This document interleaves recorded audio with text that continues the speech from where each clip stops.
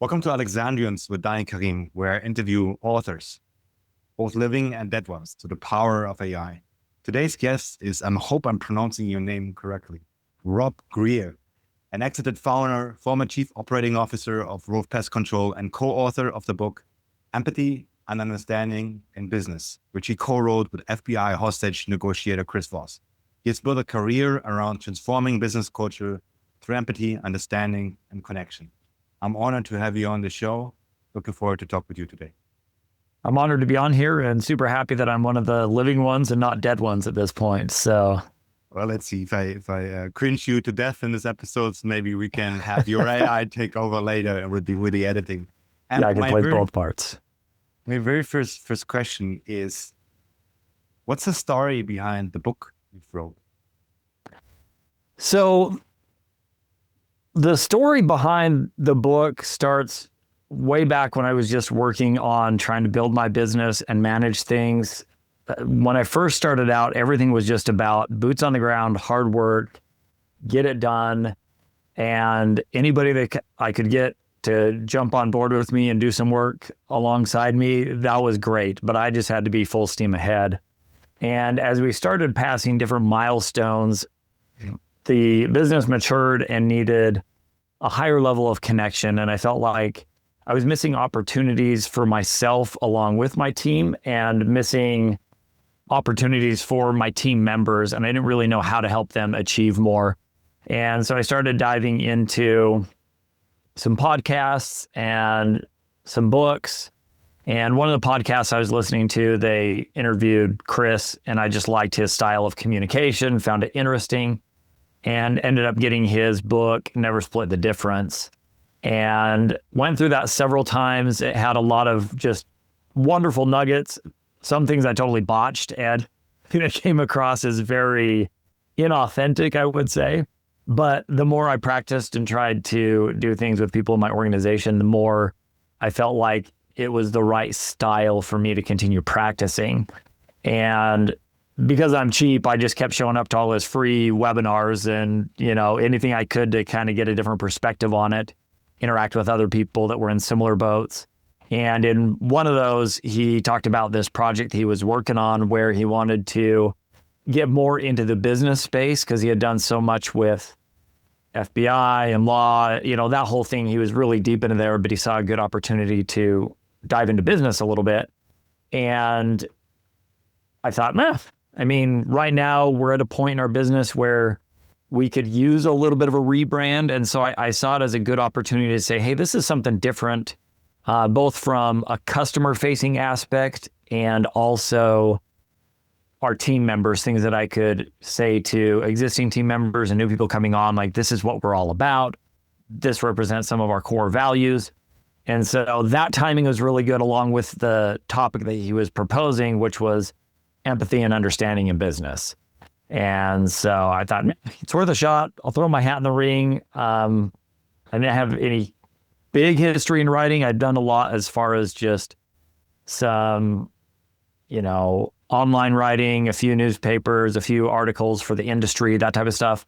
So I submitted a bunch of those as samples along with my background to make sure I wasn't some psychopath that he'd be teaming up with, and got contacted for the next steps. And so I just continued with each step, and from there got to know him quite a bit more than I would have just interacting otherwise. Got to know a lot of other business leaders, and it was kind of fun.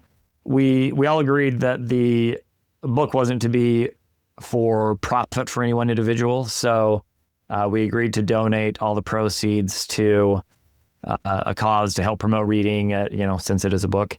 And we all worked on our topic independently, so we didn't overly influence each other and just have repetitive elements in there. And then we brought it together in the end and had some editing done, and launched it, did a lot of promotion and sharing with people, and got kind of excited as it started to climb the charts on Amazon, and we hit bestseller status in 4 different categories. And it was a cool experience. It's very cool for me also to have this experience and to listen to you. The first time I stumbled over Chris Voss's work, I was in I was in Singapore. They have this butterfly garden, and my business was dying at the particular moment, and I struggled really with sales. I was listening to this book and going through this butterfly garden, and thought it would be so cool at some point to get more into the topic. So for me, like to be in this space is also a cool kind of experience. What do you feel was the biggest lesson you learned from Chris personally, in a way, and maybe also one thing that surprised you? Yeah, I think the thing that surprised me the most was just how unassuming he is. And, just meeting with him in person, just a very calm, laid back person. And all of the things that he talks about as far as, how to make people feel comfortable and how to get them to open up to you. They are principles that he really embodies. And I think there are some people that study things from an intellectual standpoint, read the book on it, and then try and implement it and I think you get this from the book when you read Never Split the Difference. This is just how life kind of made sense to him and how he did things. And then he went back after the fact to look for the elements that made the most sense. And so it was fun to see that it was just a natural part of his personality. And I think the thing that stands out to me the most from everything is just the most basic principle of practice, just deliberate practice on things. That it's not about the tricks or the tips or the magic word that he picks. It's just knowing the core principles that surround good communication and trying to have empathy and show that to people, and then putting that into play just over and over and over again. For me, one of the things that gave me great courage from studying your work and the work from Chris Voss was I didn't know FBI negotiators, so I was kind of went to study therapists because I've written, that was new to me because I studied psychology at the university, and I've had a startup that collected psychotherapeutic tools, and I've written over 100 workbooks on cognitive behavioral therapy. And that was the first time that somebody said, these tools that you're having, they're actually also useful when you're doing negotiation. Because I didn't know that I was a negotiator. I didn't have this identity. So I thought like, I'm just here to help people strategize through their life. But it was so interesting for me that I was like, I can make money of this. I have leadership qualities. These are all foreign words. I'm like, why did nobody tell me this at university that these skills are very valuable? Because I felt like a charlatan, like just like practicing communication and listening and all these kind of things. What was it? Yeah. With that background that you have, were there any principles that stood out to you as surprising where you wouldn't have expected that from your psychology background, or anything that you thought was a little bit off from what you had studied or learned in that regard? I was surprised, like to my backstory. My father is a spy who came to Germany to raise funds for his party, but then met my mother and fell in love with her and said, I will not have anything to do with that life, instead here, and became like persecuted and lived as a ghost for 20 years. And he taught me the only thing that he really knew was like human nature and psychology and how to survive from the hostile world that he knew pretty much in a way. And so for him, this was almost like a weapon he would give me, because like these kind of people, they have to go through passports and stuff. So they don't really have weapons or tools. They are the tool in this sense. So I had like, by the time I was 12 to 13, like a solid understanding of how to do these things. What surprised me was the scientific backing out of this, because my dad he's more of he learned by working with people. And I think Chris is in the same case. So when I studied psychology, I learned about the brain and how it works, that when we are forming habits, for instance, what really happens is that a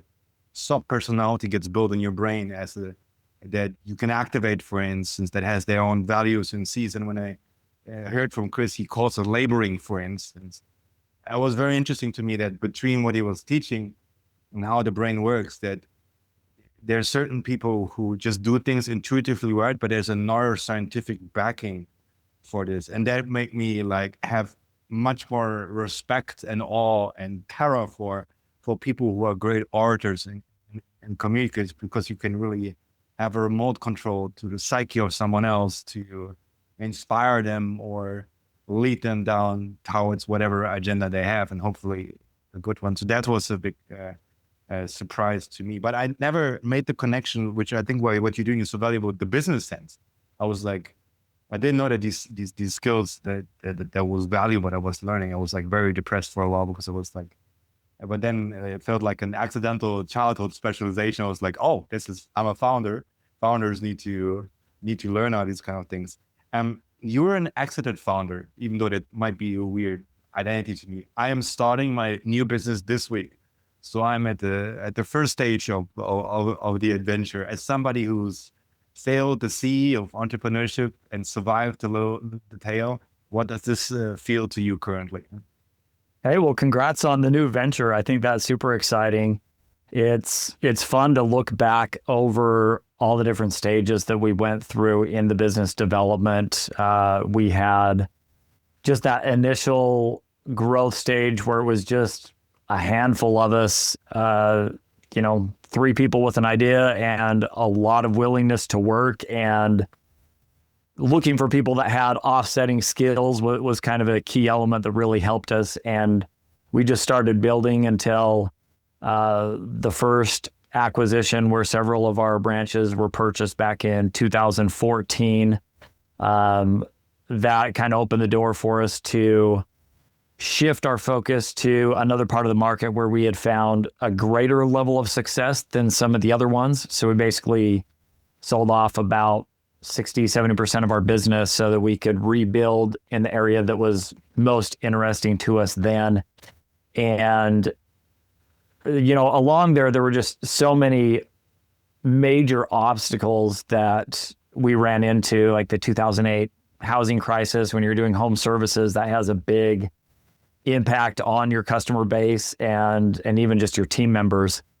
And, we were still rocking and rolling through COVID, and we had to work with the various restrictions that we had. We went from being a non-essential business to an essential business. And we had several reorganizations where at one point it was all 3 of us focusing on building the business, me and my 2 partners. And then it came to a point where we realized that each of our strengths would be better suited focusing on what we call just, the entrepreneurial stool. So if one business failed, there was another one still going. And so I took hold of the pest control side and just continued to run with it, and took that all the way up to this year, where we had a good opportunity to exit and provide some opportunities for our employees. But all along there, it was interesting how we always talked about, that 3 to 5 year plan. And I don't know that there was ever a point where I had a good vision 3 years out, because there was always some major course turn or curvature that was sitting out there that we were going to have to adapt to and adjust to. And there were some times where I think we were just really lucky. And then there were other times where we got hit a little bit where we weren't totally prepared, and it would take months or years to be able to course correct or get things where we want. So yeah, I don't know that there ever was a point where I felt like I had made it. And even after we exited and sold, that it was successful, it just kind of felt like it was just this weird pause. But yeah, it's weird how that journey, probably the point where you're at, for 20 years, it felt the same to me every single day. Like, oh, maybe everybody's going to quit tomorrow. Maybe every customer is going to leave us tomorrow. And just, there's never that sense of security that you get with a regular job working for someone else where they contractually guarantee you a paycheck. I recently rewatched the movie Shawshank's Redemption. Have you watched it? Yep. I like it. And there's like one scene that I like is where they all have been in prison for so long, where they are somewhat afraid that they will not make it on the outside. They call like, I have been institutionalized. Yeah. Like, and it's like, I don't want to complain. I think it's pretty, but I have been in survival situations so often where I'm not really comfortable, like just so relaxed at a stage, just because this has been my home for many years in a row now. So I can imagine that the horizon you're aspiring for at the beginning by the time you make it there, maybe you can't even enjoy it anymore. What's that like for you? And what is like, if you could travel back in time and put your hand on the shoulder of the guy who started this, what would that conversation be like? And what would be one of the things you would pass on to that person to arm him for what's about to be ahead? Yeah, and to stick with the Shawshank theme, the whole time and pressure thing, it's all about the geology and tunneling through and how there's all these things going on around him. Honestly, I'm pretty sure that if I went back and talked to 2006 version of myself, he wouldn't listen to a word I had to say. Like I was focused and I was a hard worker, but I was hard headed and I thought I knew way more than I did. And I think that entrepreneurs almost have to, especially like the bootstrap, ground up, just very basic starter business, they've got to have some level of overconfidence in their idea or their abilities to be able to just gamble on themselves all the way. Because I've talked to so many entrepreneurs that were way more equipped than I was, way better trained, had way better education. And I've seen them fail. And that would probably be the piece that I'd have to focus on with myself. Is like, hey, it's going to be rough. And you know that, but it's just going to be your willingness to solve any problem that comes your way, your willingness to just carry any load that is thrown on you is really it. Because, just looking back, there were all these little decisions. Like I remember, just showing up one day and nobody had showed up for work. And there were good reasons behind it. Like one of the gals, unfortunately, got beat up by her boyfriend and she had absolutely no way of coming to work. But me as the owner, I didn't really know that at that time. I just had to figure out how to get those services done today. And so it was so many days of just quick call to the wife and say, hey, I may not be home until 10 p.m. I know I got here at 6 a.m., but we're just going to get this stuff done. And I think I'd have to be really careful not to share too many stories of what was in store and waiting for 2006 version of me, because I don't know that he would have committed to it if he knew all of the ugliness that was waiting him. And yeah. Have you another movie reference, Citizen Kane? I think, what was the person who directed it? Orson Welles? Orson Welles, yeah. Orson Welles. And he worked with, who was known as the best cameraman in the world. And the cameraman had many interesting opportunities. He was asked later on, why did you decide to work with Olsen? Because he does not know yet what's not possible. So there's the element of almost like a benevolent form of ignorance and narcissism. It seems to be like a crucial foundation, because if you actually like I've been working on this idea for 3 years, and it's the most uneconomic investment that I've ever made. And if you tell me like you would suffer this much, I would probably not have picked it. It's like, it seems to be this fog of what it would actually look like is important for you to really get started. You've been, I need to ask this because one of the people hope God will send me soon is a great chief operating officer. If you would describe the perfect chief operating officer, like from the psychology standpoint, what are these guys looking like? Because my temperament is a little bit on the other side. Right, that makes sense.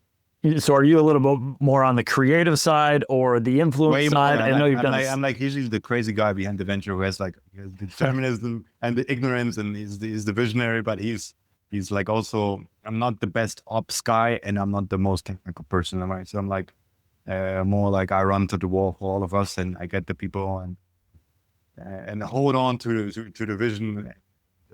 That's my job, is caring more about this than anything else, if that makes sense.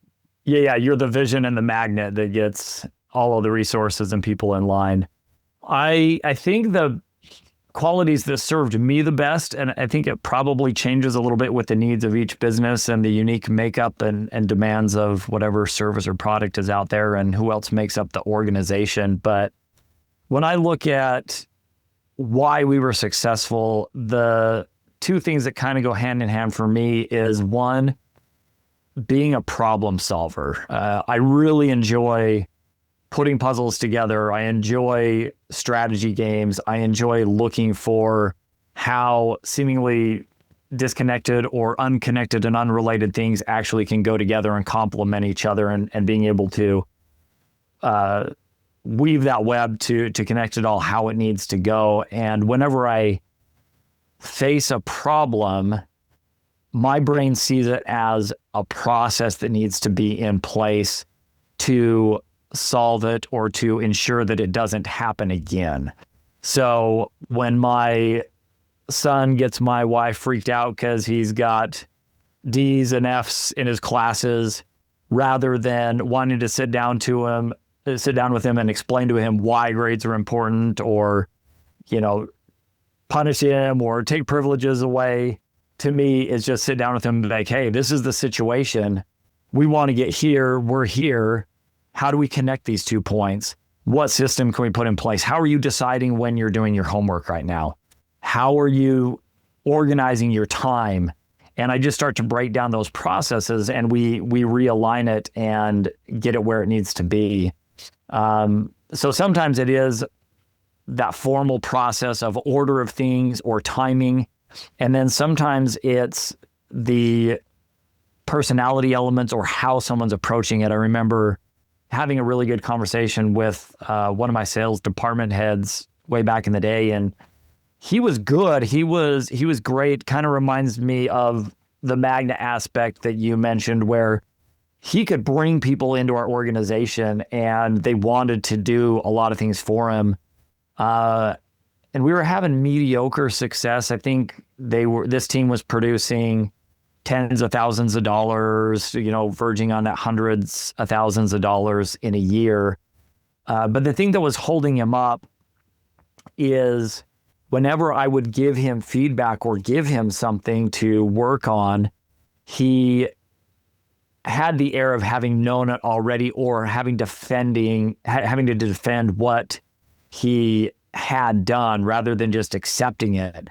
And so I called him in. I was like, hey, man, we've got a good thing going with you, but it could be so much more. And I think the biggest thing is you just have to accept that mistakes and failures are not negative. We need to reframe those as just stepping stones to where we need to go. Obviously, we're not where we want to be right now.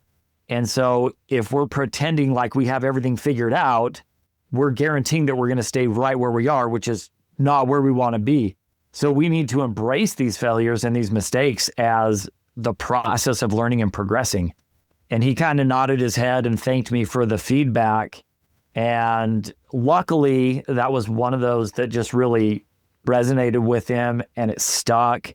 And he switched, and he was totally fine. He gave me much better reports, and he wasn't trying to hide things, and he received that feedback much more openly. And within that next year, his team turned out to be producing about $1 million in sales a year. So he at least 10x'd the value and the production of his team just by changing that one personality component, and that's kind of a dynamic in there, and how he was receiving and how he was delivering information.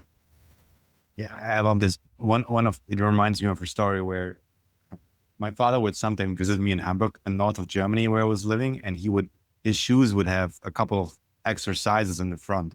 And the reason he was dealing in diamonds at that kind of point. So he would put them inside of his shoes, and I would play with them on the bed. And he would always use a diamond as a metaphor to say it's only in German it would schleifen, which is like, I think, carving something away in a way, where true value is being revealed, like kind of like install a growth mindset for me. And I would be curious, like, if you would go into the very earliest chapters of your journey, how did you develop like a growth mindset, or the virtue of humility in a way, which I feel it's one of the most important as an entrepreneur for me, is to be big enough to make yourself small in put yourself in service of the vision, rather than holding on to your ideal of being cool or something like that. That was my secret to, I will do big things, but I don't have to look cool by them, and I can make a fool and humiliate myself. That's like somewhat have been serving me very well. Anyway, where did this, did you learn this, so to say? Oddly enough, I think I found it through Pride. I was in a meeting with the leadership in the company at the time, and one of my partners brought up a book, and he said, I'm sure you guys have all read this. And I hadn't even heard of the book that he brought up. I don't remember what book it was at this time, but I was just mortified that I didn't know, because I was supposed to be the Morgan Freeman guy, right? Like the guy that knows how to get stuff or knows how to find stuff or to do stuff. And for me to not know, I felt like was a complete failure. And I think it was just lucky for me that he brought that up at that time, and I was able to just kind of skirt answering that question. And that's when I just started diving into learning. I used my free time before that as time to decompress or to avoid work. Like I would get my work done and then I'd go do what I wanted to do. And then I figured out that I could overlap things. Like when I was stuck in traffic, I could be listening to something that was educational, or if I was flying in a plane, I could use that time rather than just staring at the back of the seat or watching a movie. I could be learning something or working on something for the business. And it was during that process that of just trying to learn a ton of things that I stumbled across. It's a really small book, but really, really valuable for my development. And it's called Ignorance.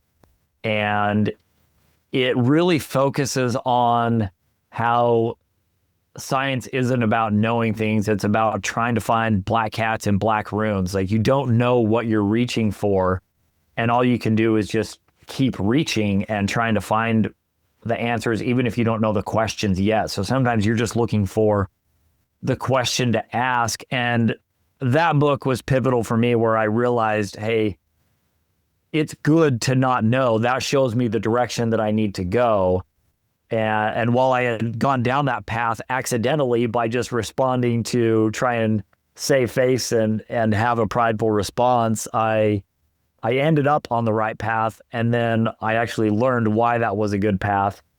And ever since then, I have really developed a strong sense of curiosity, and I really love to explore and to learn. And I feel like that's something that's much more innate, natural to us, and maybe with our school system, or just, the fear of being wrong when it's black or white, right or wrong type scenarios. You start to get away from that, and you want to be seen as the right or the good rather than the learner. But it was really just in the last couple of weeks where I've been transitioning out of this 20-year journey, and I've had a little bit of time to reflect and think about where I want to go next. And I've been asking people around me, and I asked my kids, like, what do you think my greatest strength is? And, thought maybe they would talk about determination or hard work. But the two oldest kids, they said two things that meant a lot to me. One of them was that I am a good listener. And that was her main focal point, was my ability to listen deeply and not just hear the surface. And then the other one talked about my curiosity. And so while that was something I valued internally, and it wasn't necessarily something that I promoted as part of me, it was something that stood out to those that know me the best. And so I thought that was cool, just to connect those 2 points in time and see how that perspective shifted with the right insights and the right, kick in the right direction from certain life experiences. If you would describe to somebody how to listen, what would be your standard operating procedure for this? For listening, I think there's 3 components, which is, one, putting out all thought of how am I going to respond? How do I want to interpret this? And just entering it with an open and curious mind and just letting everything come at you, the words, the way they're saying it, etc. I've had several conversations with my wife. She has kind of a hatred for talking to people on the phone or talking in person, and she likes to simplify the conversation as much as possible. She'll text any chance she gets. And she was recently having a disconnect with her. She has a nonprofit organization, and she was having a disconnect with one of the social workers that was asking questions that were frustrating her, that didn't make sense. And I pointed out to her that the reason those things weren't making sense is because she was missing information. By having an email exchange, she wasn't able to feel the tone of the conversation. She wasn't able to get those personal characteristics that go along with the message. And so, yeah, being able to hear all of it, and the more that we're able to hear, the better. So phone call is better than email, which is better than text, but that in-person interaction carries so much more weight. I coach cross country at the high school, and we recently had an athlete that was upset about a decision that I made. And I felt like the solution was really simple, but rather than just jumping into it, I asked her if she would meet up with me at the athletic center so we could have a meeting, because I wanted to hear it from her in person. And there wasn't a lot that changed, maybe 5% of that conversation, but that extra 5% I was able to hear by being there with her in person shifted how I was able to present my explanation and my plan moving forward. And so that 5% was super valuable. But yeah, that step one is listening to as much as we can. And then step two is relaying back to them what I am taking away from the situation, and not in a way that, straw mans their argument, but really I want to be able to say it better than how they said it. And then I really like the third step, which I got from Charles Duhigg, good author, podcaster, very wise man, but to ask them at the end, did I get that right? Yeah. And sometimes that's not necessary. Sometimes just being able to state it, they'll start to correct. But if I don't get that, just to seal that up with, did I get that right? And I feel like that communicates that I really do intend to capture their full message, and I do care about what they are trying to communicate, and I'm humble enough to be wrong in that situation where I'm saying, hey, I might be wrong on this. Let me know. And so I feel like those three pieces, if you focus on getting those in order on there, it's really hard to miss. It still happens, but far less often. Listening is really hard. And yesterday I posted an episode with Dr. Sharon Livingston. She worked with Carl Rogers, who was the famous psychologist, yeah. The father of active listening. It looks like he's and there's a couple of Rogerian rules which are simple to understand, are very difficult to exercise. And one of them is you're accompanying them physically almost. So he had a background as a priest, so he would sit with both of his hands on his knees, and he could see how connected he was to them. And he didn't interrupt them until they finished. Before, there's a painting from in the back. He would describe the painting of what they said and would not move on to the next subject until he described what they said, and they gave him the blessing, so to say, that he understood this right. And then he would answer with a meaningful question that it was authentically curious to him, and that it would make things better. And I love that you mentioned curiosity for it, but it's like Chris Voss teaches a lot about tonality. And when you're curious, people automatically open up more. And one of the fears I think is that people have is that they are boring to others, and thus they close off. But when you feel the other person is interested, they open up. What do you feel is empathy to you as somebody who wrote a book about it? Because I feel there's some unclarity in regards to how this term is being used these days. Yeah, And understanding the term is key to be able to have a valid conversation around it. As I was working on the book, I read a book that was called Against Empathy, and it was the case against empathy, obviously by the title, but it was interesting to read that to really refine my perspective on it and understand what it meant to me and where I felt like those edges, like the blurry gray edges of the word, needed to have some guidelines and some clarity in them.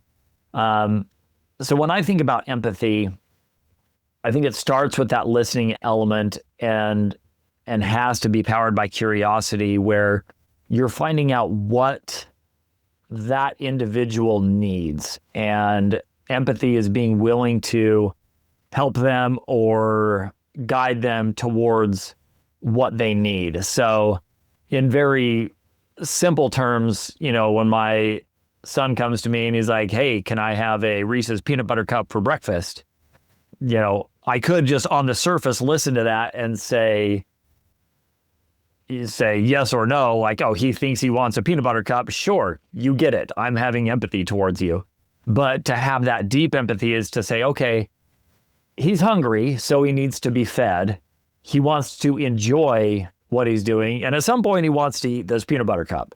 So from there, I can say, okay, let's put together a healthy breakfast. Let's find out what is going to satisfy your hunger and help you grow and reach some of your other goals. Remind him that he wants to be strong, have muscles, be a healthy kid. And then also help him realize where that treat fits into his day and where we should place that. So there's not just a yes or no. It's a more complex answer. I had somebody ask me once in an interview with this regard, like taking this into the business realm. They said, well, if you have empathy for your customer, then wouldn't you just, when they call you up and say, "I want it for cheaper," don't you just keep lowering your price until you work yourself out of business? And I said, that's like the peanut butter cup surface level empathy. It's not what they really want. The reason that they're calling me is they want a good service. They want to have a business they can rely on. They want the results that they're planning on. And there's a certain cost associated with that. So I understand that in order to deliver it, there is a certain price point that is going to get them the premium level service that they're anticipating and expecting. And so empathy for that customer is to say, hey, this is the price point where I can deliver this to you. And that's what you need in order to be successful with this relationship that we're building. So to me, that's really empathy, is being the one with the vision that can see a little bit beyond that immediate question or point of conflict to say, where do our wisdom, knowledge, assets, destinations kind of cross paths? Where do we align, and how can we help each other to approach that point? And it should be something that's bringing both of us forward together, not just a leech type situation where I'm only giving and everything's being taken from me. It's not the classic giving tree, I guess, example.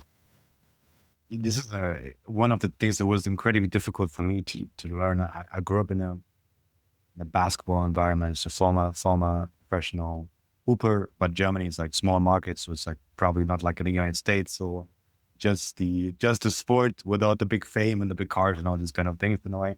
And it was very problem solving oriented. When I started to work as a counselor, it was very interesting to me to learn that almost always when people came to me to produce a certain outcome, that this was not actually what they were after. But this idea is that people are complaining about one thing, but actually something else is off. And I think creating a room where you try first to understand the puzzle pieces and go back and forth with them and helping them to understand why this shouldn't bother you this much, or why is this so important, or maybe even framing it for them why it's important to them, and understanding that like it's tremendously helpful for them. If you would brief somebody on how to be pathetic in a business sense, like what would be, you would try to shove down your entire book into their mind within 60 seconds or something, like what would be your major takeaways that you would like them to internalize? Yeah, if I were to give the book in just a real quick summary, I think it would be that understanding the overall situation, having empathy for someone is going to open more doors and be worth that extra investment into that other individual or that opportunity than trying to take the easy road of having everything be a cookie cutter situation. That those are the things that open the doors that lead to great success. Yeah, it's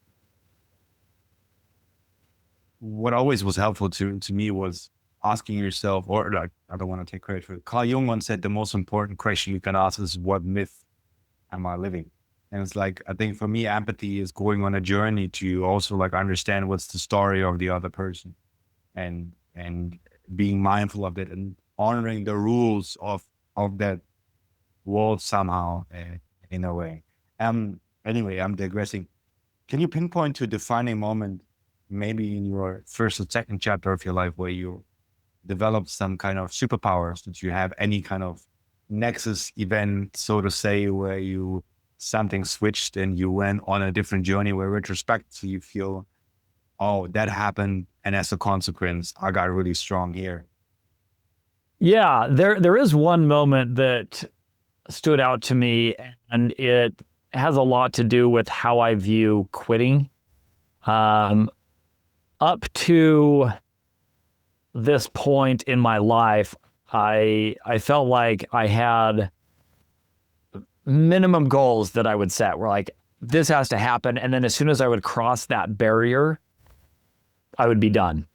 Sometimes it was a production level for a summer. Sometimes it was getting a particular project done. But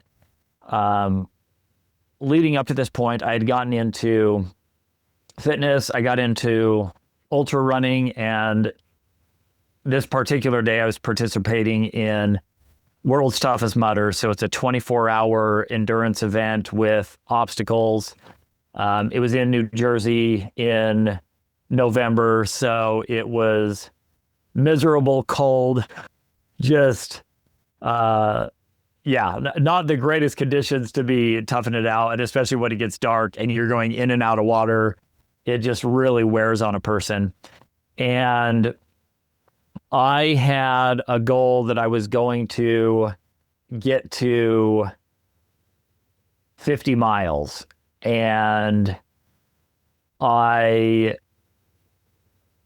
was on track in that time period to hit it pretty early. And so I adjusted and I said, man, if I could hit 60, that would be my best ever. And I was super excited for that. And so I got there and I crossed the finish line. And there's this window of time to be considered a finisher where you have to be active on the course and you have to finish after a certain time. And then you don't have to start another one. And I crossed that and I was like, 60 miles. I destroyed my 50-mile goal. I set my best. I get this special brown bib from having passed 50. Like, it was all there. And I was in a position where I think I was like top 20 finishers for that race. And there wasn't anything I could do to change my relative position on that. And I went and I sat down at my tent and was just ready to celebrate. And for some reason in that moment, I realized that if I hurried, I could get in one more lap. It wasn't going to change my position. It wasn't going to do anything for me. No new milestone. But I was like, I'm going to, simply because I can. And that moment was, very transformational for me, where I just said, when I think I've given everything, there's something else in there. It's just a question of whether I'm willing to give it. And I hopped up and I went out and I finished that lap. And it was crazy. When I finished the 12th lap, I felt like I was spent. When I finished the 13th lap, when I did it just for me, for no other reason, I felt like I could have done another one. I felt like I could have done 14. But obviously I was out of time at that point. But that became, and I thought it was kind of ironic that it was the unlucky number 13 that was this, if anything, I could have talked myself out of it. Like, well, that's a bad luck lap. Something might happen. But I just went and did it. And that opened the door to so many things for me where I'm like, I'm not sure if I can do this, but rather than play it safe, I'm going to step out there. I'm going to be willing to fail. So rather than quit every time where I reach that goal, I'm going to take that extra step, even though it might mean not reaching the next milestone, but just putting myself out there and seeing what happens. And I feel like life has just been so much more rewarding and so much more fun with that. Fascinating story. My number basketball was number 13. All right. Yeah, my brother wore 2, and coaches didn't like me because I was not the most. It took me a long time to understand things. So sure. But the only thing I had was like, I just said, like, if I can do more than the others, I will somehow stay on the team, all this kind of thing. So it snuck in and after practice and just run a little bit by myself. And I feel it's such a great philosophy to go through life, to treat yourself like you have to do a little bit extra. It has to serve you also as a founder later on. Yes, definitely. Because there's so many times, you're exactly right on that, where you have your goals, you have the things guiding your organization and things you're trying to achieve as a team. But like you were talking about on yourself, being the one that's going to break through barriers or being the one that's leading out and sharing that vision with everybody else, you have to be willing to step out beyond what you can see and kind of step into that proverbial darkness and let just the faith carry you forward, that you're going to figure out what's out there and available and what you're actually capable of.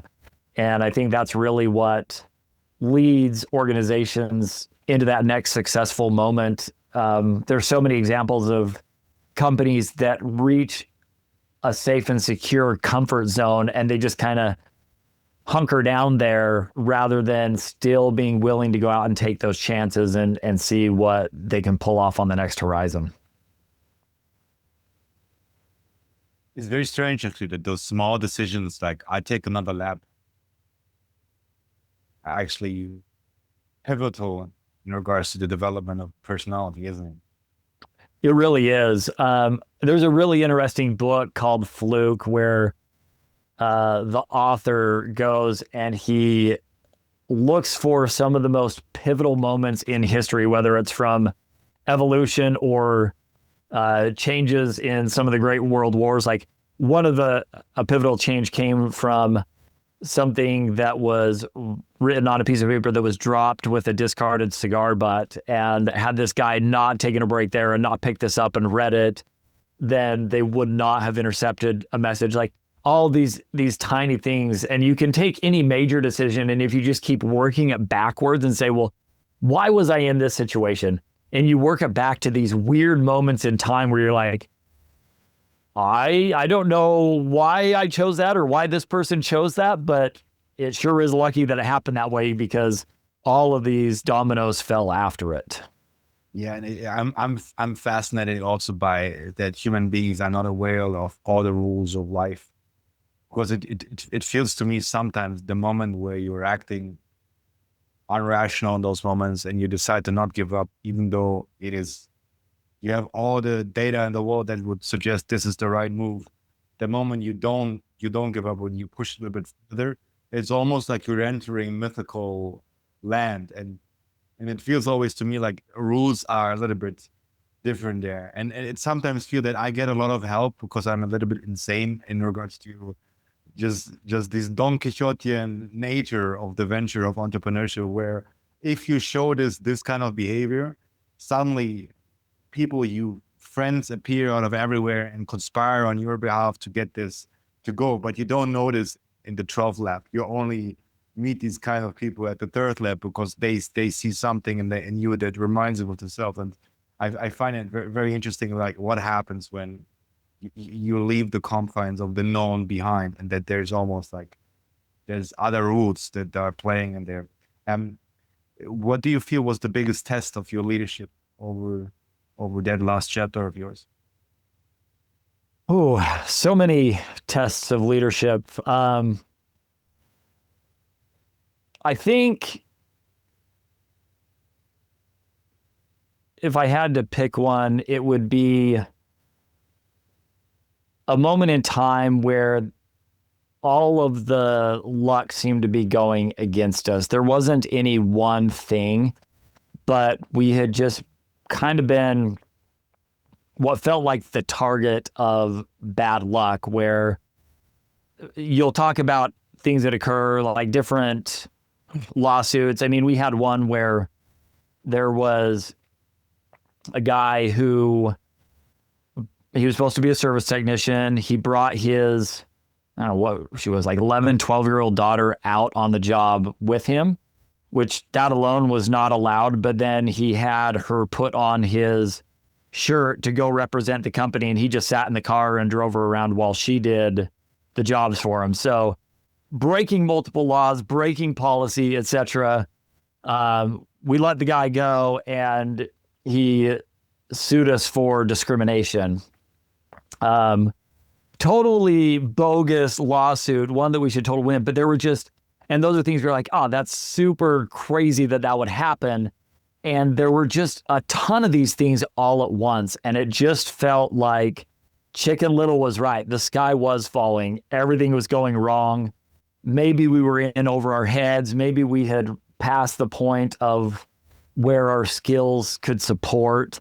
And it was in that moment where I had to stop and really assess, and rather than just say, yeah, we're doing the right thing, but to stop and look and analyze and ask that question and say, are we doing the right thing? Are we on the right path? Am I a good leader? Are we doing the right thing for the team? And ultimately we made some adjustments to the team. We made some adjustments to responsibilities. We made quite a few adjustments in that. So rather than just having that be a black or white either or, it was stopping and slowing down so that we could analyze the entirety of that picture and understand what things needed to adjust, what we needed to stop doing, and what things needed to be tweaked in order to keep moving forward and going in that direction.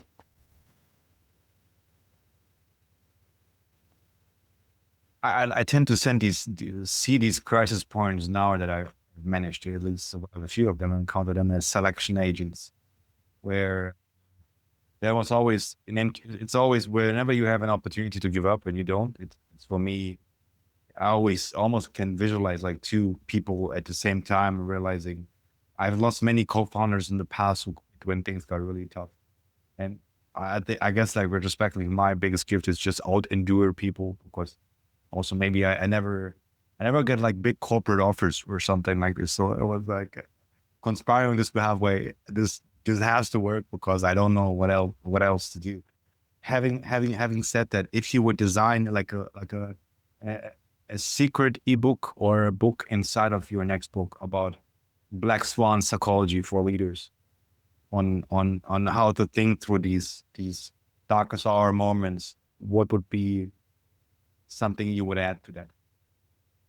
It's a really good question.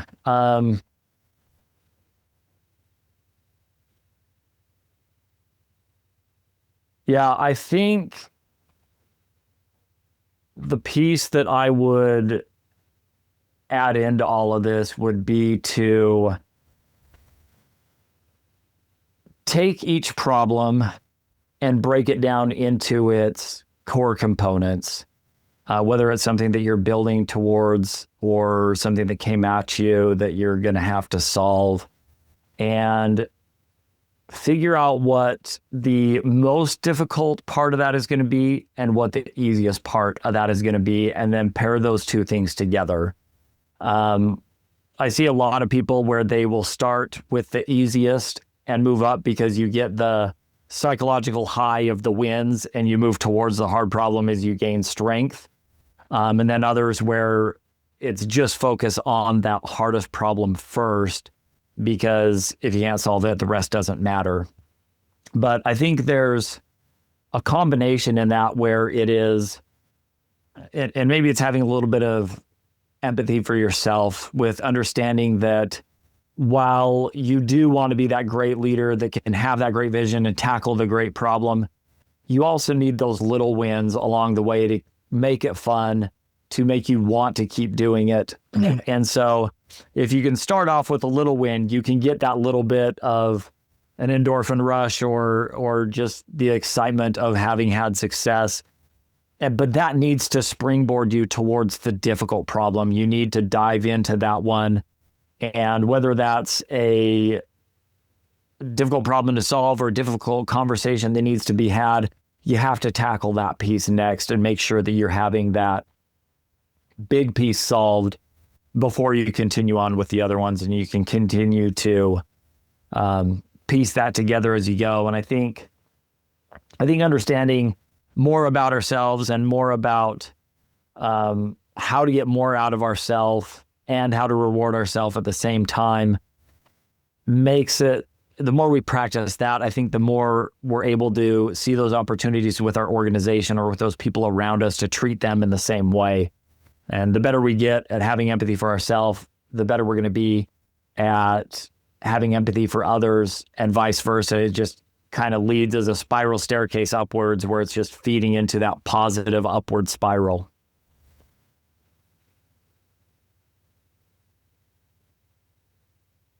How to solve it? I think that's what we just discussed tactically.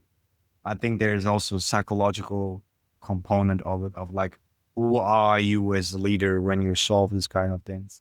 If I would look at your playlist, for instance, while you're going through those moments, what would I find, and what would be your, how do I put it, the mindset in regards to the internal dialogue when you're going through these kind of things? Because I found, for instance, what you mentioned is lack of empathy sounds stoic from afar, but in a basketball setting where I grew up, you would get so much micro rewards from your teammates. Even when things were not working out, you would get a high five, you would slap on your back, you would make jokes afterwards. And it all contributes to the fact that you don't fall out of love with the game. And a friend of mine, for us, he's so self-critical, where I saw him punish himself so very hard that he associated nothing but pain with the venture. And I feel this was one of the reasons why he quit, because he just didn't like it anymore. If you would give some sense on not only what to do, but who to be in those kind of situations. I'm not sure if the question makes any sense. Oh, it makes wonderful sense. And I really like the example that you led with. And I'm going to riff off of that a little bit, because that thought is one that is constantly inside my head, where I don't know that I know any better than the next person. And there's tons of things that I don't know. But I think the area where I diverge from the person in your example is, rather than punishing myself for it, what I view that as is a guide that I need to find somebody else's coattails to ride. And I know that's typically a bad thing, where you're putting the onus or the work on someone else and you just take advantage of it. But I think that's what great leaders do, is there's only so much that an individual leader can take on their own shoulders. The real strength in a leader is to understand the resources and the people around them and know who's best to head up that charge. And so if I can take this problem that I don't feel like I'm capable of doing this, if I stop and I listen to the team around me, I'm going to find somebody that has those strengths, that has those capabilities, and I can tee that person up to have that opportunity. And I'm going to provide, I'm not just going to dump it on them. I'm going to provide all of the help and the support and cheerleading and whatever I can to get them where they need to be successful. But that's how I'm going to go about solving those problems, is providing them as opportunities for somebody else. And that stops me from having to know everything or have all the skills. And it also stops me from beating myself up for not having that, and just say, hey, that's why I'm here. I'm the guy that is going to solve the problem as a whole. I don't have to solve it by myself. Yeah, it's interesting. I think every virtue is a sword where it has two sides to it. And one of the things is that leaders have the proclivity for adopting too much responsibility.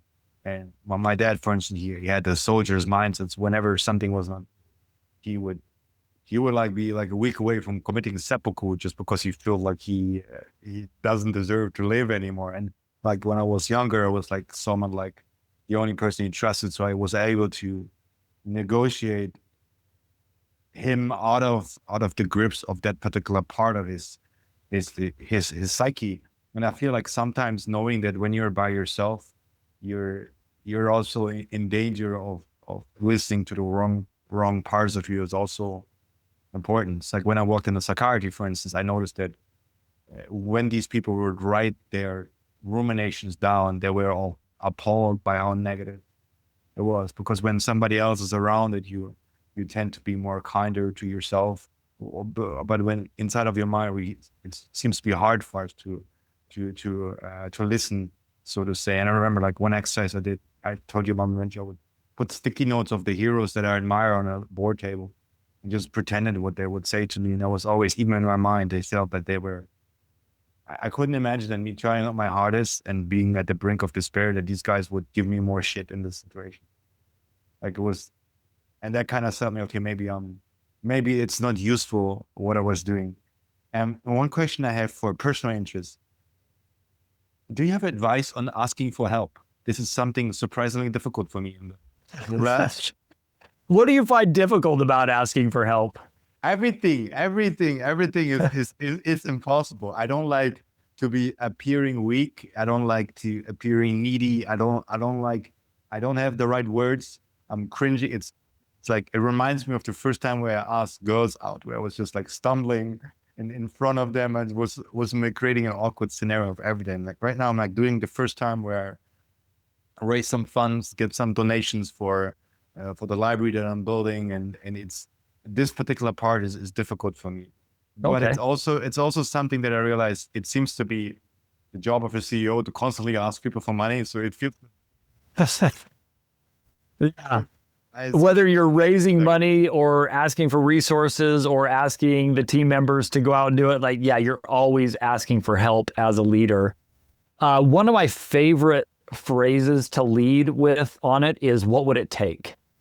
And I find that to be an indirect way to ask for help, but also to ask for their participation. And I find that it opens the door for people to provide their own input and then have buy-in to the situation. So, going back to the example I had with my son, if I'm sitting down with him on grades, like, hey, you got D's right now, you got C's, or maybe you got B's and we want to get to A's. Like, what would it take to get you over that hump?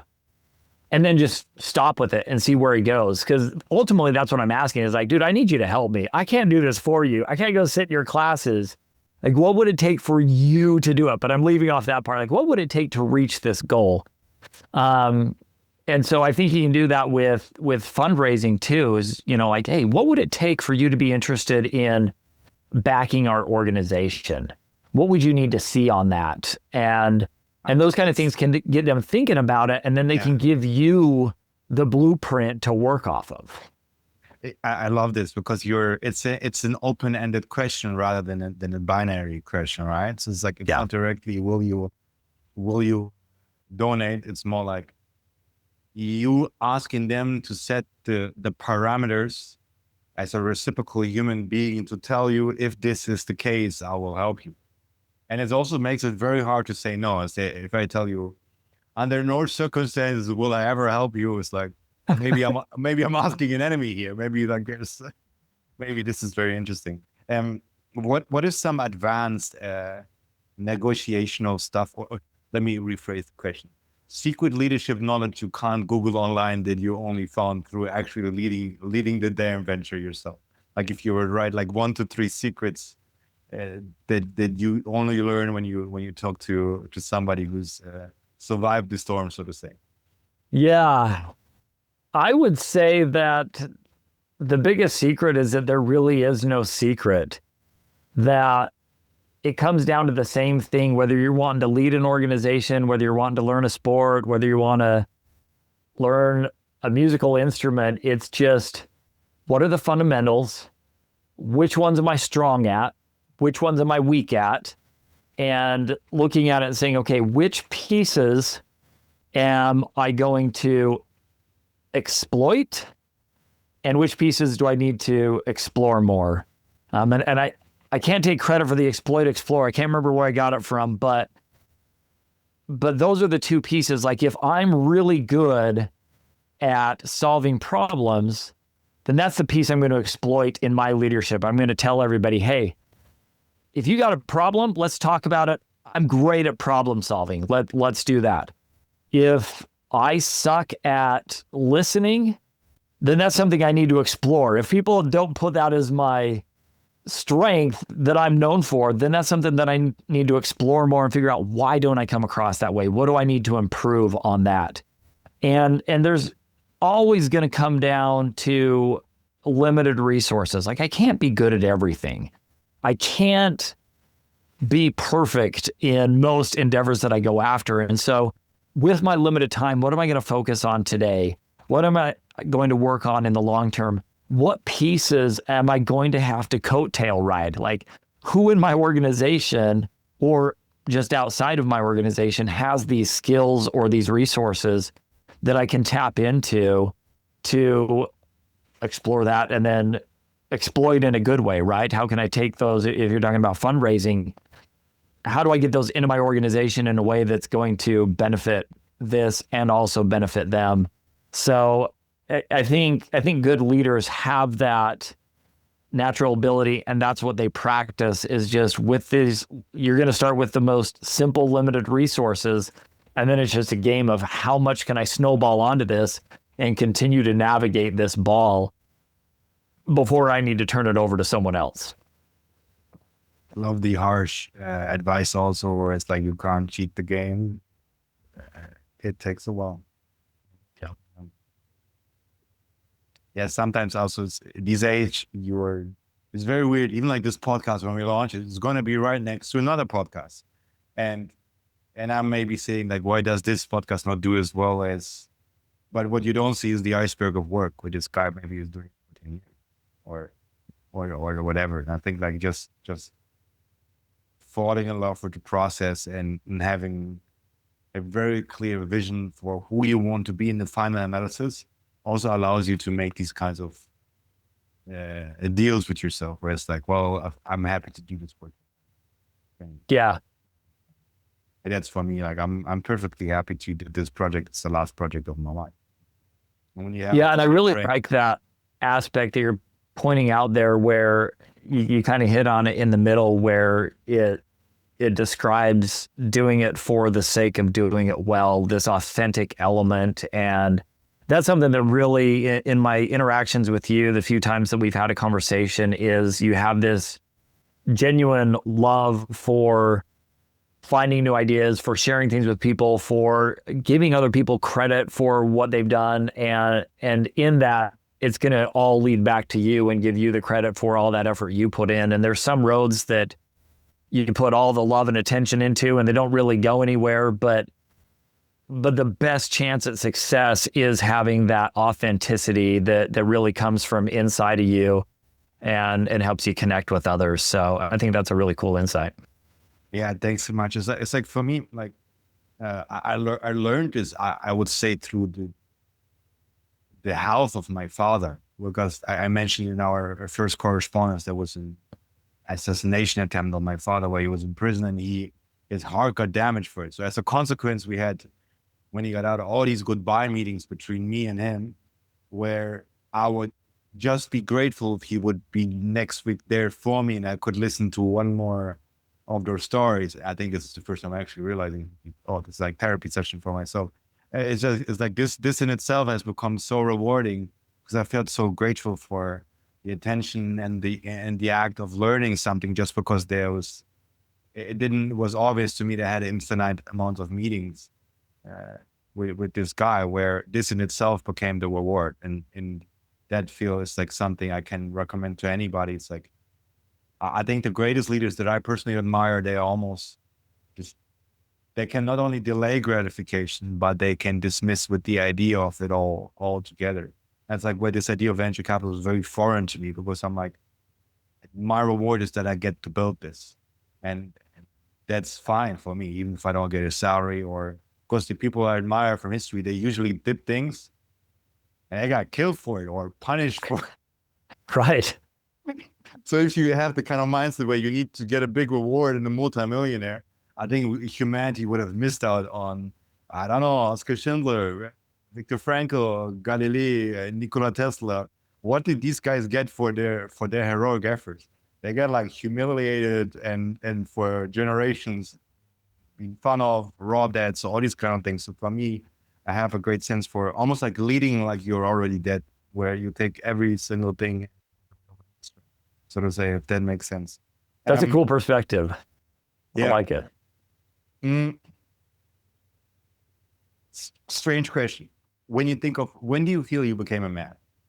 I feel there's I think we are losing this a little bit in regards to society, where we don't really have you go to the jungle and you go hunt and then you come back with the head of the wolf. Now you're embraced by the village. What was your third personal moment where you had this coming of age moment for yourself? I think I've had multiple moments of that where I feel it, and then I'll get to the next stage and I'll look back at the last one that I remember, and I can laugh at it, right? And just have that be one of the silliest things in the world. But I mean, like when I graduated high school, it didn't feel any different. When I went off to college, it just felt like it was high school too. But when I was 19, I went down to Santiago, Chile for 2 years to do a service mission for my church. And that was the first point where I was completely disconnected from family, culture that I knew.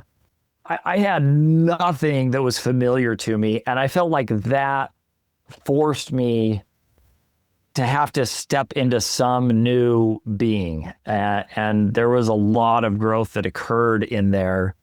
The next step after that was when I moved out to Minnesota to open our first, open our pest control branch out here and be the one that was the technician and the salesman and just everything out here all at once. And that was this other entering into a new self.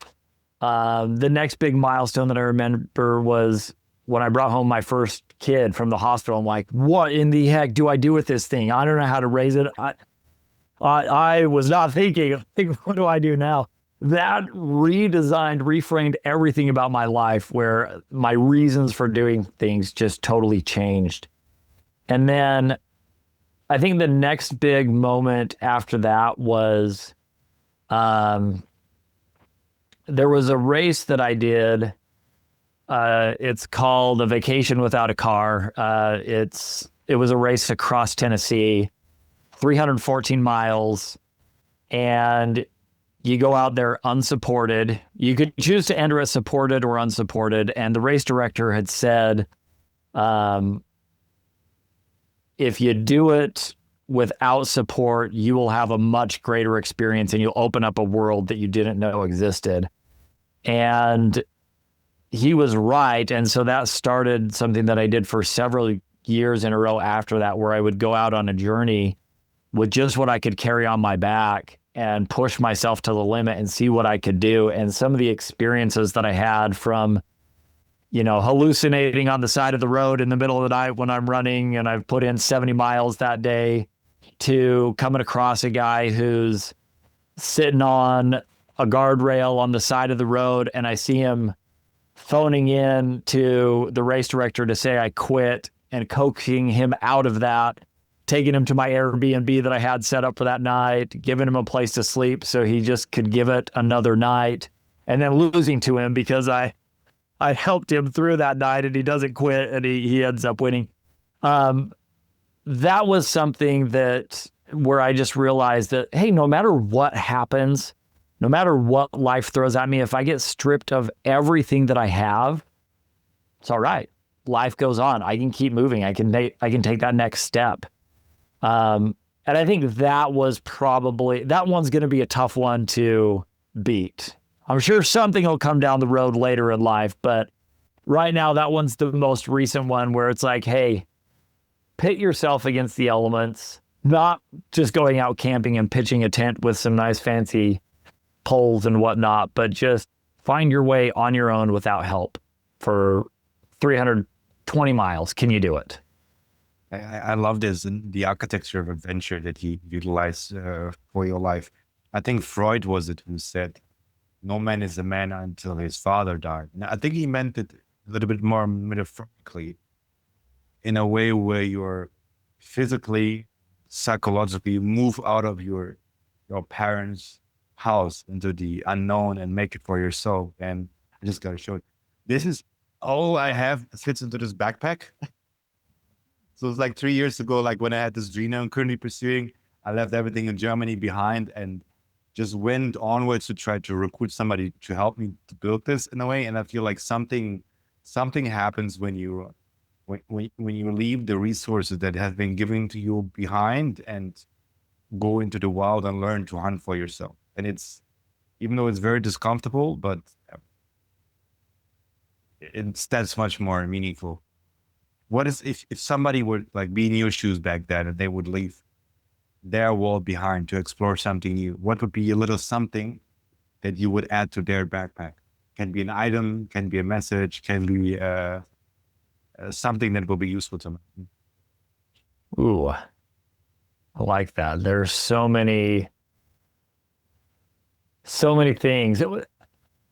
For some reason, I go to a poem that I would read, and yeah, coincidentally, I just read this to my cross-country girls before they went into state, but it's by Ella Wheeler Wilcox, and it's about two ships that set sail, and they're facing the same winds, but they go in opposite directions.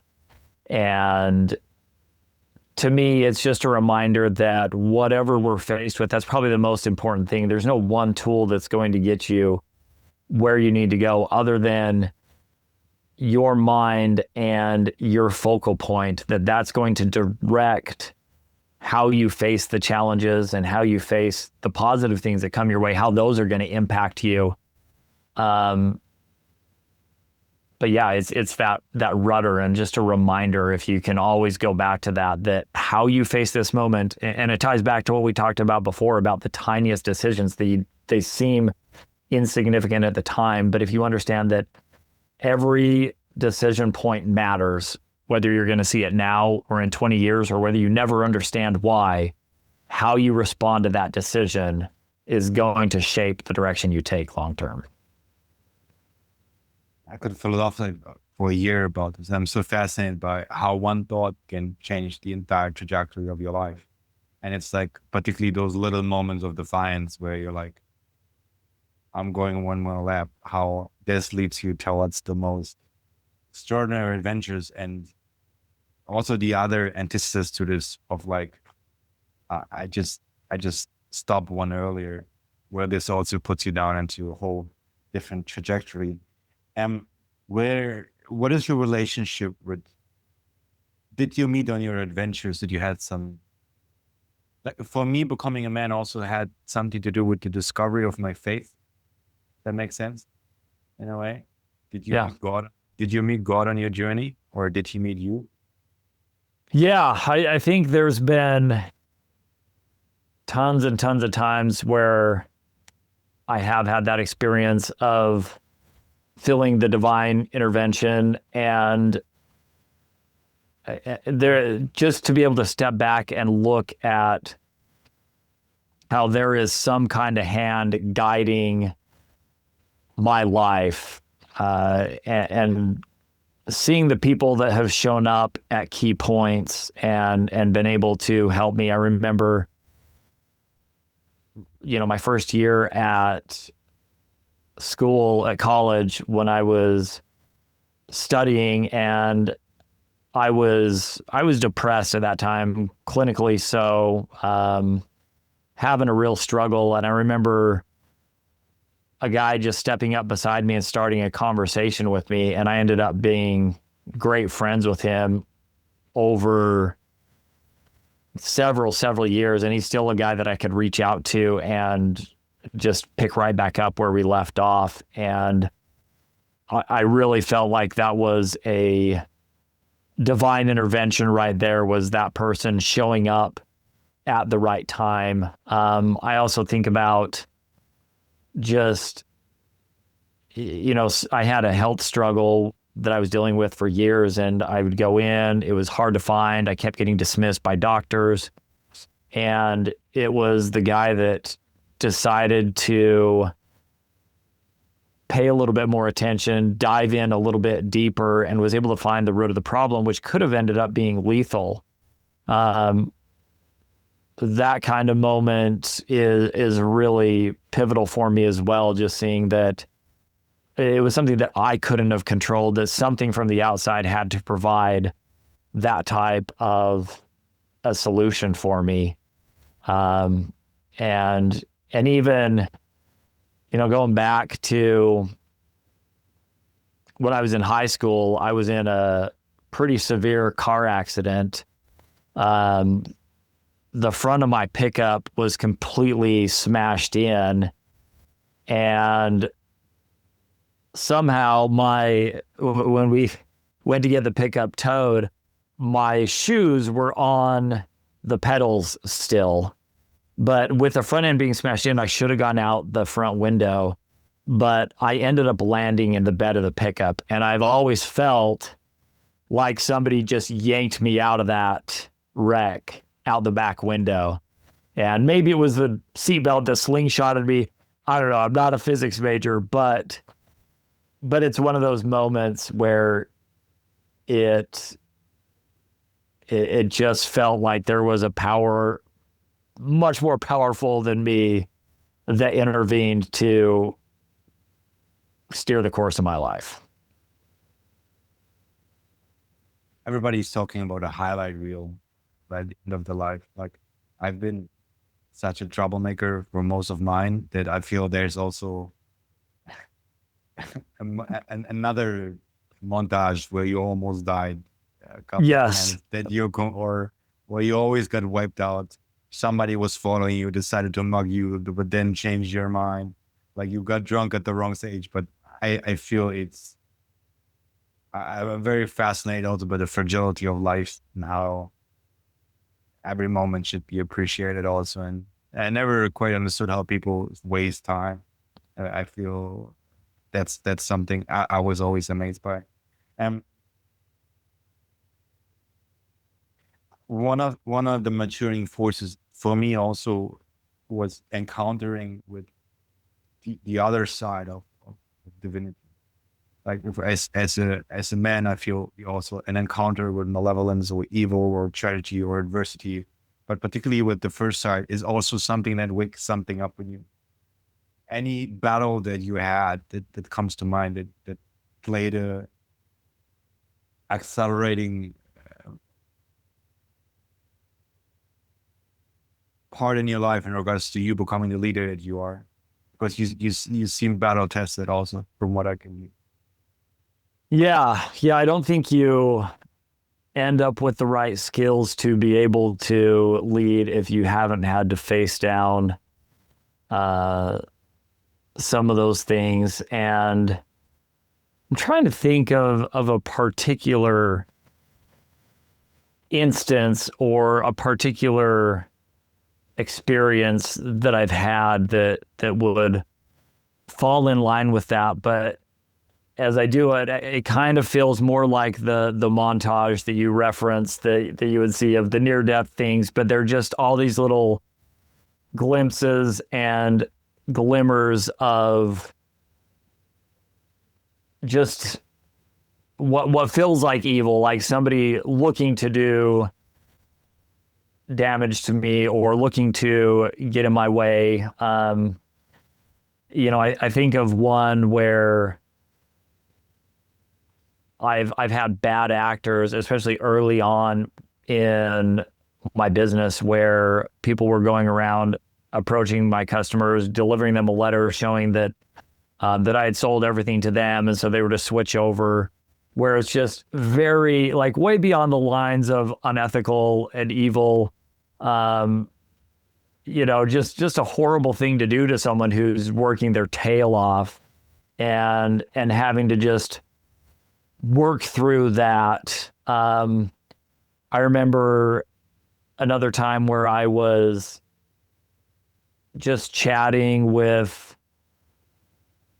a friend of mine, and she got a text message like, "Oh, I got to go now. I got to go help." And I just went with her, and her roommate had OD'd that night. And so being there to try and help her out and just seeing how close her life came to ending, and just wondering who all had contributed to her ending up, in that situation and having to face that. And really, I think anytime you face death, not that I see death as evil, but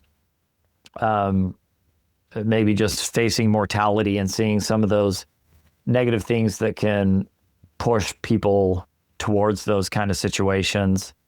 I think just there's so many. Most of the war situations that I think of, like I had a cousin who was killed during a service deployment, where he was just over there trying to, not military service, but like more like Red Cross type service, where he was there trying to help out the people, and he got shot and killed doing that. And some of those things just seem absolutely horrific to experience.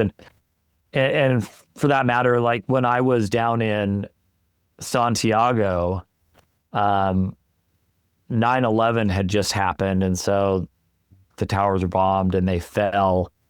And I remember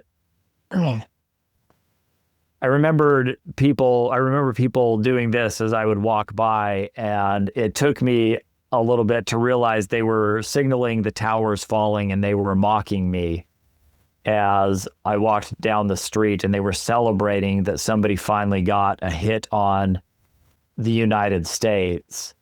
And I think that moment probably stands out the most to me, because it took me years to reanalyze it. For the longest time, I just saw these people as horrible individuals, and I'm like, those were evil people. But at some point I stopped and I looked at it and said, I'm part of an organization that meant evil to somebody else. And so I think that was a moment for me where I realized that there's not just some outside entity that is evil that I'm fighting against, but there's a part of me inside that can be evil towards other people and create that evil for them. And it's something that I have to be really careful of, especially as a leader, whether it's people within my organization or people adjacent to it, that I don't want to be that vision or experience or source of evil for somebody else. Yeah, it's a psychological truism that is that whenever you locate the devil outside of yourself, you're usually incorrect about your analysis. It's so interesting that if you ever met like an evil person, or they usually operate of resentment in the victim's mindset. They are very fast to. I had a great therapist who was a mentor of mine. He said always, like, when you point your finger towards someone else, like 4 fingers point back to you in a way. So there's something to be said for this as well. But in regards to your example, humor can be a great sign also of that you're encountering somebody who's on the opposite of virtue. So to say, it's like there's a strange kind. I think one of the reasons why we find humor so entertaining is because it is connected to some darker parts of the psyche that otherwise don't get expressed until we are in those situations, which is interesting. One of the things I'm fascinated by is like you're making some headlines right now. How do you? One of the quotes I like is like Elvis Presley by the end of his life was an impersonator of Elvis Presley. How do you how do we avoid asking me as interviewers, you asking you always the same questions? And what are some parts of your life that are getting underexposed right now that I could, for instance, ask before we move to last segment that could have this a little bit more of an authentic turn? Because I feel it's this weird thing. You write a bestseller and now for 20 years you have to keep telling the same story. It's a weird thing for me. My friend, shout out to Dominic Blone. He wrote a bestseller 20 years ago. That was about the story how he was homeless and then he changed his life and he became a philanthropist. But it's been 15 years of him telling the story, and they still book him and pay him to go to this book tours, and it's kind of this weird circus. And someone look at it, it's like, that must be so weird to be you. And I never had that, so I usually have like I don't have a story yet to tell, so I can be. What is an underexposed chapter of your life movie, so to say? Yeah, I feel like you've done a really good job of, I feel like we've touched on the book, but very little of it has been really, really focused on that. So kudos to you on that side of things for leading it in a myriad of directions. I think one area that I'm really enjoying right now in my life is just taking a little bit of time to let life catch up to me and exploring different things. I went over to the university here locally and gave a presentation to the entrepreneur school and club that they have there and talked to them, stayed after, answered a bunch of questions. And it was interesting to experience kind of the dual layer of how close I felt to what they were doing and how far away my journey seemed from them as they were just exploring these ideas. I've got a couple of kids after that. They have a mentor program they asked me to be a part of. So I'm mentoring a couple of kids through the end of the year. And it's fun to just kind of explore their ideas and reflect back on life and see where things are at. I know there's a lot of cultures that have life kind of broken up into stages where, your first chapter of your life is this learning phase, and then the next chapter has to be production, like you mentioned, becoming a man. It's like, when do you go out and start producing for yourself and finding your own way to hunt and to produce? And then at some point, if you're breaking life up relatively evenly, somewhere around that 40, 50 year mark is when we should start moving into that role of not necessarily producing and trying to accumulate more wealth and more possessions, but to try and start guiding other people into that and setting up opportunities for them. And that's been an endeavor that I'm experiencing on several different facets right now, between the mentoring. I coach over at the high school, so seeing the girls and trying to help them lead and not do any more than I have to help them have a good season. And even some of the conversations I've had with my business partners, where as we exited from our last venture, it was interesting to see who wanted to go accumulate more and build the next thing, and who wanted to step out of that a little bit and create something that would provide an opportunity for someone else, or look for somebody that is working really hard and could use a little bit of wisdom, effort, or even capital to take them up to the next level. And of course, I'm still a capitalist. I'm still going to benefit from these ventures, but the main driving purpose has changed. It's not to set things up for my own accumulation. I've got some good momentum, and now I can just, if I start helping others and start focusing more on giving back, whether it's through the community or through business ventures, those kind of things are going to have a lot more meaning and purpose in the long run than just extending out stage 2 of my life for the rest of my life.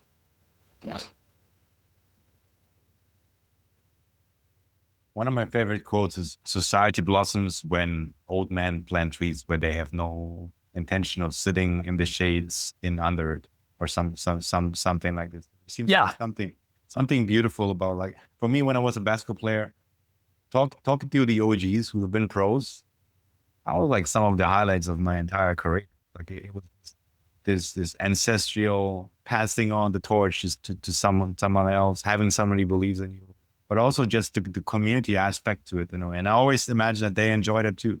It's like this. I think a man needs also, or a woman also, a witness to your deeds. And I think like if you just go on to the next thing and increase the size of the pile of your cash, so to say, you're missing the end of the book, so to say. Yeah. Anyway, one last question before we move to the last part. How has your relationship with money changed? That is a really good question.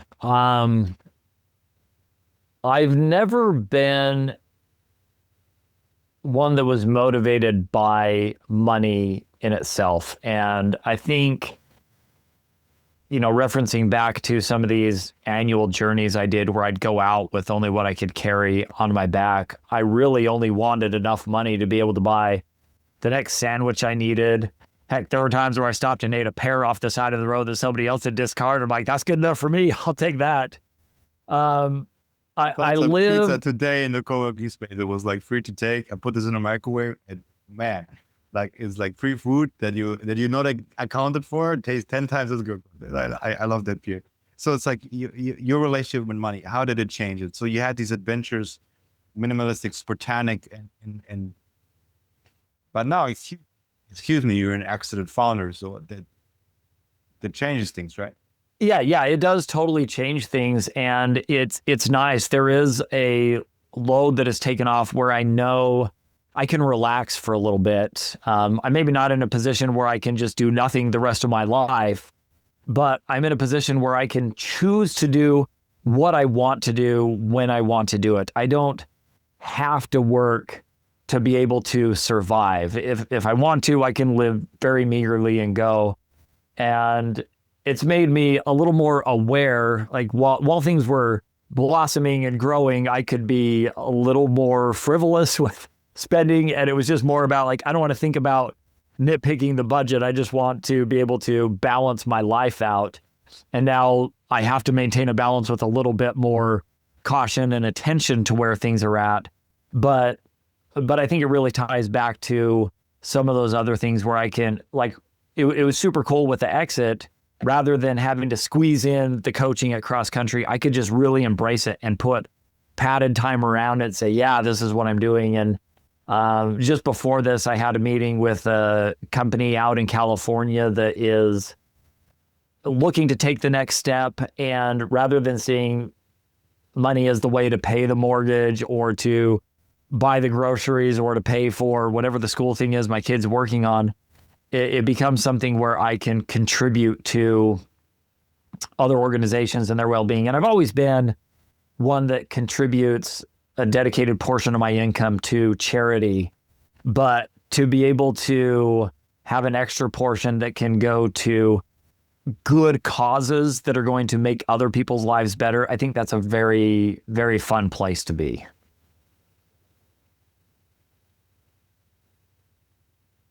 How do you make money if you would like give somebody advice? I think the best way to make money is to offer value. Like whatever you're doing, offer value to someone else and focus on how that value improves their life rather than what you want out of the other person.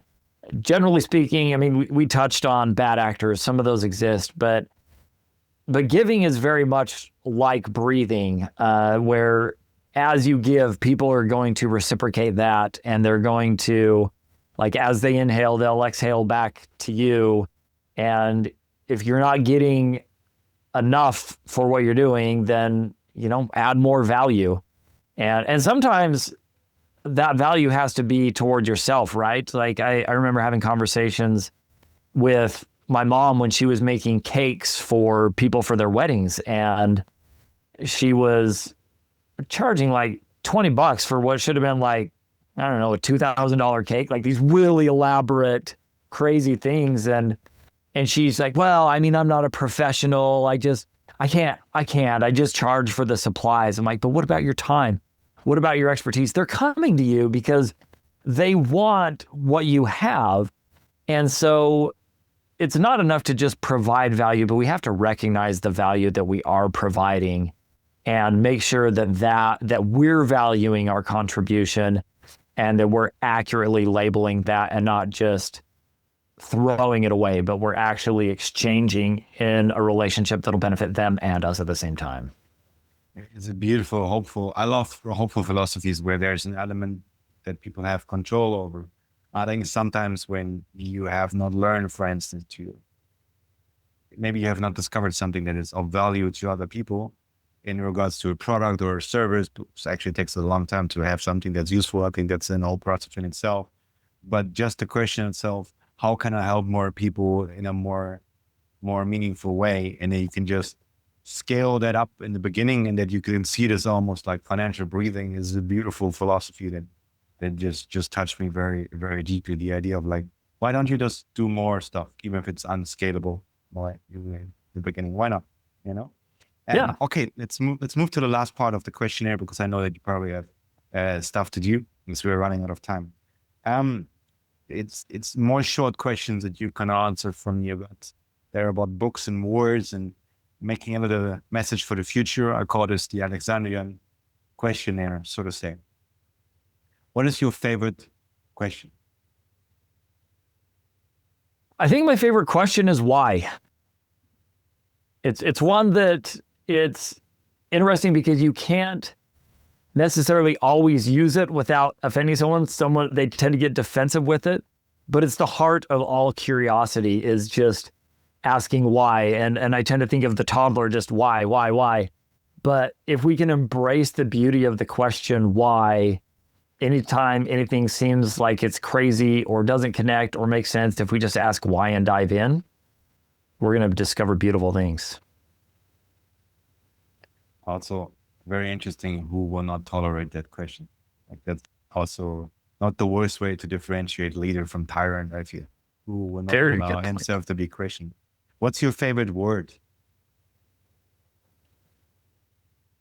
Boy, I feel like I should say empathy, but I'm going to throw out love, and I think that one hits more at the heart of it. I don't think you can really be successful in any aspect of life, like even with empathy, if you don't have that true love for mankind. There's a lot of people that do a lot of good, but they don't have the love for themselves, and we see their life just be in shambles.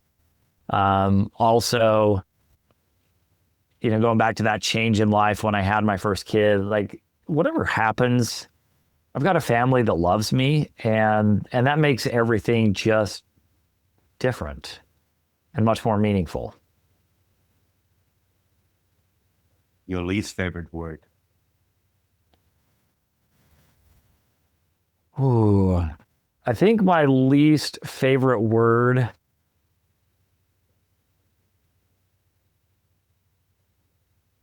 is, boy, that's a tough one. I feel like I don't spend enough time thinking about that, I guess. Probably can't. I think that one is one that is just, it's a giving up type thing where, either you're limiting somebody, you're limiting yourself.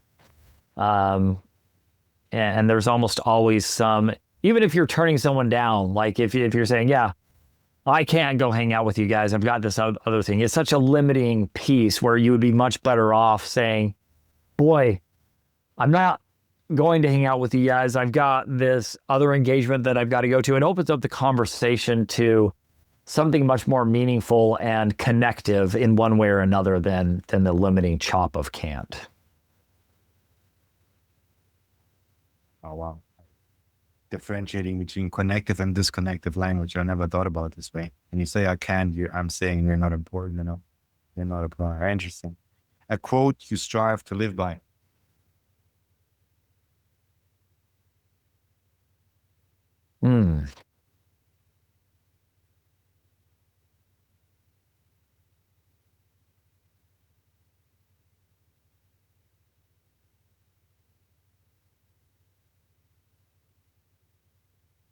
I'm going to go with a scriptural one on this one and say, inasmuch as you've done it unto the least of these, my brethren, you've done it unto me. And I don't think that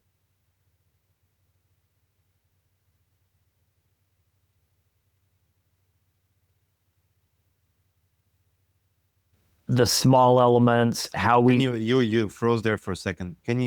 A quote you strive to live by, could you say the scripture again and then elaborate?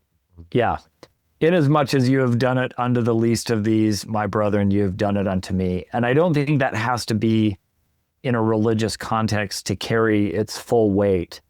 Thinking about it in a family setting or even a business setting, how you treat the least tenured individual, how you treat the least important process, all of the little things are really what define the overall culture.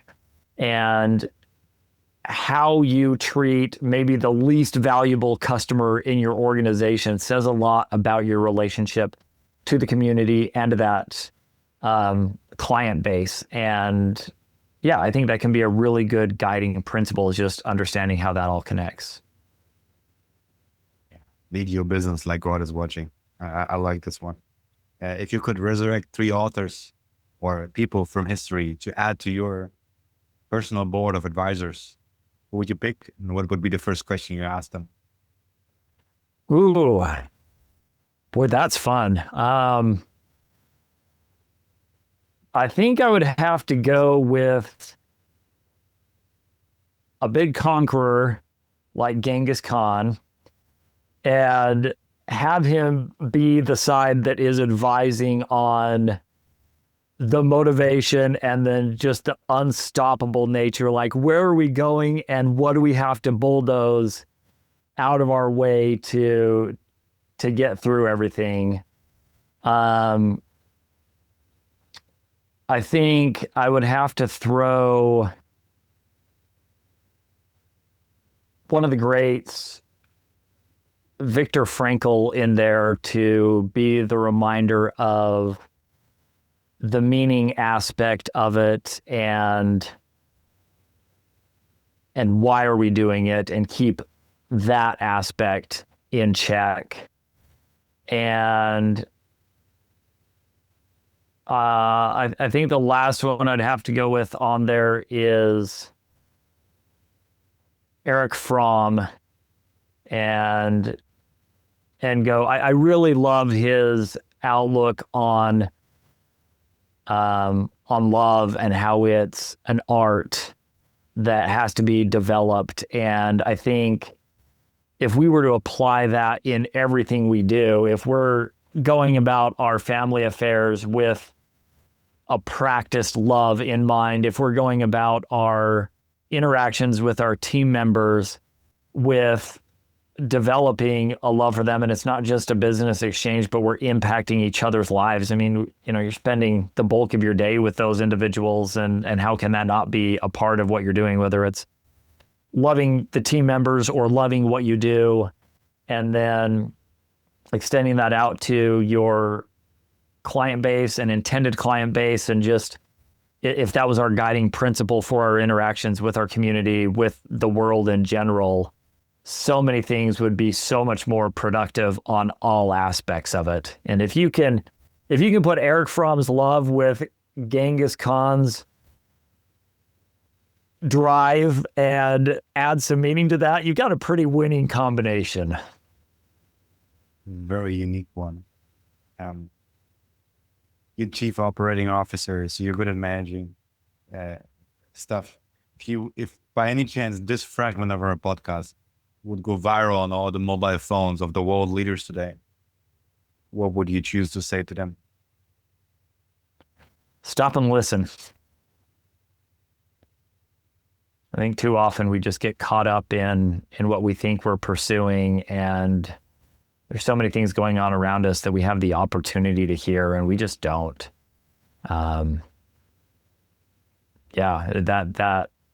It feels like life goes by so quickly, and that we have to rush to everything.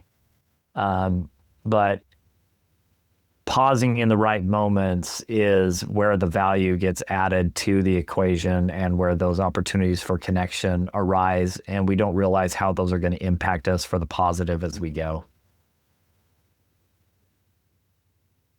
Spend a lot of time with graveyards. They always have this one-liner about a great napita. Do you have already an idea what yours would be potentially? So my hope, and I just put together a refreshed will and testament. My hope is not to be buried in a graveyard, but to be composted and have a weeping willow tree grow out of me. And I would like there to just be a sign that says, sit here, think, and connect. And if people can either make a connection with themselves, make a connection with the shade I provide, or make a connection with somebody else, that's the starting formula for any great thing. I think that already covers the last question, which would be if your grave would be equipped with an avatar of yourself that could play one last message. If somebody makes a pilgrimage to your place, what would it say? I think that was the answer, right?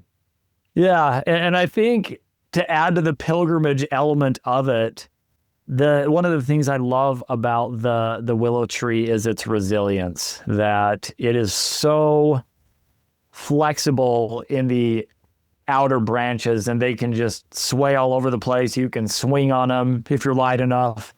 But it also has this deep root system. And I think everything that comes together in that is something that people could stop and reflect on and ask, what part of their life are they lacking? Are they missing the rigidity of the trunk? Are they missing the flexibility and resilience of the outer branches? Or do they need to spend some time developing their roots and getting those into good, valuable, rich places? That could be a good pilgrimage place. For those who listen to you in this episode, you gave us the honors of sharing some of your wisdom, your stories, your attention and time. What is something we could do for you as you're moving onwards with your personal adventure? And where can we find you? Probably LinkedIn is the best thing to use for finding me. Rob Greer on LinkedIn. And, for right now, I would just ask that people spread that message about empathy a little bit, look for a place to apply it that they aren't. And if I can get everybody spreading that word and trying to be more empathetic, then eventually that's going to hit me and somebody's going to help me out when I need it. So I think that's the best ball that I can get rolling. Thank you so much for making an appearance on the show. For everybody who listens, this was one of the more meaningful conversations of my life. I hope it gave great joy and illumination to you too.